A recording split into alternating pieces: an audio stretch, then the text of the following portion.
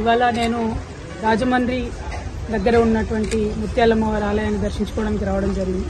అట్లానే దగ్గరలోనే ఉన్నటువంటి కడియంలో మరి ప్రపంచానికి తెలుగు వారి యొక్క ప్రేమ, పచ్చదనానికి సంబంధించినటువంటి ప్రేమను పరిచయం చేసినటువంటి అనేక నర్సరీలు ఇక్కడ ఉండడం అన్నది చాలా సంతోషించదగ్గ విషయం.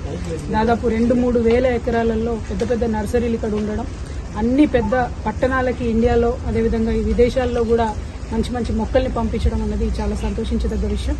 మరి తెలంగాణ ప్రభుత్వంలో కేసీఆర్ గారు మీ అందరికీ తెలుసు, వారు కూడా చెట్లను ప్రేమించే వ్యక్తి కాబట్టి కడియంలో ఉన్నటువంటి నర్సరీలందరికీ కూడా తెలంగాణకు హరితహారం అనేటటువంటి కార్యక్రమం పెట్టినప్పుడు అనేక రకాలైనటువంటి వేలాది మొక్కల్ని ఇక్కడ నుంచి తీసుకెళ్లి మరొక పక్క నర్సరీ ఫార్మర్స్కి హెల్ప్ చేయడం, ఇంకొక పక్క తెలంగాణలో మొత్తం వాటర్ టేబుల్ ఇంక్రీజ్ చేసుకొని చక్కగా మంచినీరు ఉండేటట్టుగా, వాతావరణ సమతుల్యం మెయింటైన్ చేసేటట్టుగా తెలంగాణ ప్రజలకు కూడా ఒక మంచి కార్యక్రమాన్ని ఇచ్చి ప్రపంచానికి ఒక మంచి మెసేజ్ని ఇవ్వడం జరిగింది.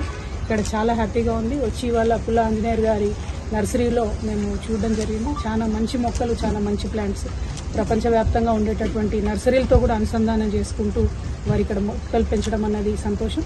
నర్సరీ ఫార్మర్స్కి ప్రత్యేకంగా అన్ని ప్రభుత్వాలు కూడా ప్రయత్నం చేసి సహాయం చేసినట్టయితే ఇంకా మంచి మంచి రీసెర్చ్ చేసి మంచి వెరైటీస్ పండించేటటువంటి ఆస్కారం ఉంటుంది. మరి మీ అందరి స్ఫూర్తితోనే తెలంగాణలో కేసీఆర్ గారు ప్రతి పల్లెలో కూడా ఒక నర్సరీని పెట్టడం జరిగింది. ప్రభుత్వ ఆధ్వర్యంలో ప్రతి పల్లెలో నర్సరీని పెట్టి పచ్చదనాన్ని పెంపొందించడానికి ప్రయత్నం చేయడం జరిగింది.